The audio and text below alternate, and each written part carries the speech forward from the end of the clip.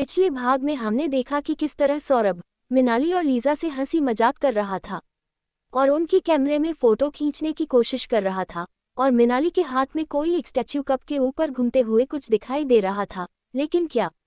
अब आगे। Hello ma'am साहब, आप लोग आजकल कहाँ रिसर्च कर रहे हो? आखिर कौन सी जगह है वो? ऐसा सुनने में आया कि वो जगह पहले पानी में डूबी हुई थी और अभी कुछ दिन पहले उभर कर सामने आई है। क्या हमारी टीम उसी जगह काम करने आई है? एक रसोइया के इतने सारे सवाल सुनकर लीजा को बड़ा आश्चर्य हुआ। उसने पलटकर उसकी ओर देखा और कहा, हाँ ये बात तो सही है, लेकिन भला इस बात से तुम्हें क्या? और तुम्हें उस जगह के बारे में किसने बताया? कुछ नहीं मैडम, ये यहाँ की स्थानीय प्रजाति ने जब मैं लकड़ी लेने गया था तब उनमें से किसी एक के मुंह से सुन रहा था। बर्तन ढाक कर खाना बनाओ, आग पानी मिलन न दर्शाओ, वरना मिटते न लगेगी देर, देखो कहीं जाग ना जाए सोता शेर। ये सुनकर मुझे भी बड़ा अजीब लगा, लेकिन मेरे पूछने पर उन सब ने मुझे सख्त हिदायत भी दी कि इस जगह पर कहीं पर भी पानी और आग का संगम न दिखे। यदि ऐसा हुआ तो वे किसी अनहोनी की बात करते हैं।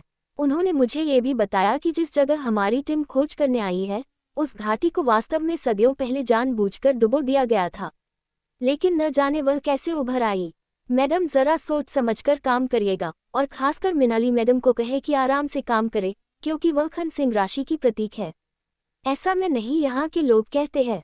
लीजा ने रसोइया की ओर हाथ उठाकर शांत रहने का इशारा किया और बोली, बस करे ज्योतिष ना बनो, खाना अच्छा बना लेते हो, और रही बात सावधानी की तो वह हम लोग देख लेंगे, चिंता मत करो। कहते हुए लीजा ने उसकी बात को टाला, लेकिन कहीं न कहीं उसके दिल में उस रसोइया की बात घर कर गई। तभी सौरभ ने मुस्कुराते हुए लीजा से पूछा, अब यहाँ पर भी एक पिक्चर ले लूँ प्लीज? लीजा के दिमाग में तुरंत स्ट्रोक किया और उसने तुरंत पलटकर पूछा, अच्छा ये बताओ, जब तुम हमारी तस्वीर ले रहे थे तो पूछा किससे और भला क्या करोगे उस तस्वीर का? लीजा ने सौरभ से इठलाते हुए पूछा। सौरभ भी कोई कम तुकबंद नहीं था, तुरंत जवाब देते हुए कहा, अच्छा अब क्या तस्वीर लेना भी गुनाह है? बाहर का नज़ारा अच्छा दिखा तो ले लिया। वैसे भी मैं बाहर की सीनरी की फोटो लेना चाहता था, क्योंकि मैंने गौर किया कि उसी जगह और आप दोनों की सीट के पास ही जब ट्रेन वहां से गुजरती है तब एक अजीब सी किरणों का समूह नजर आता है और मैंने आज उसे अपने कैमरे में कैद करने का प्रयास किया। सौरभ को बीच में टोकते हुए लीजा ने कहा, अच्छा हमें लगा हमारी पिक्चर खींची जा रही है, सॉरी, हमने आपकी पिक्चर बिगाड़ दी सौरभ। इस बात पर सौरभ मुस्कुराते हुए बोला, कोशिश तो आपने अच्छी की, लेकिन हमारे कैमरे से जो इतनी आसानी से कोई भी पिक्चर डिलीट हो पाती तो तब हमें इतना खुफिया विभाग दिया ही ना जाता।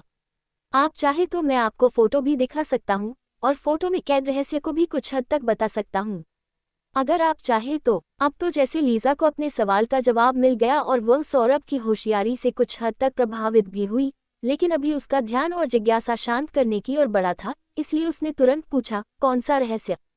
और तुम्हें कैसे पता? कहानी अभी जारी है, इसका अगला बहुत जल्दी अपलोड करूंगी। आपको कहानी का ये भाग कैसे लगा कमेंट करके जरूर बताएं। लाइक सब्सक्राइब करना ना भूले। धन्यवाद।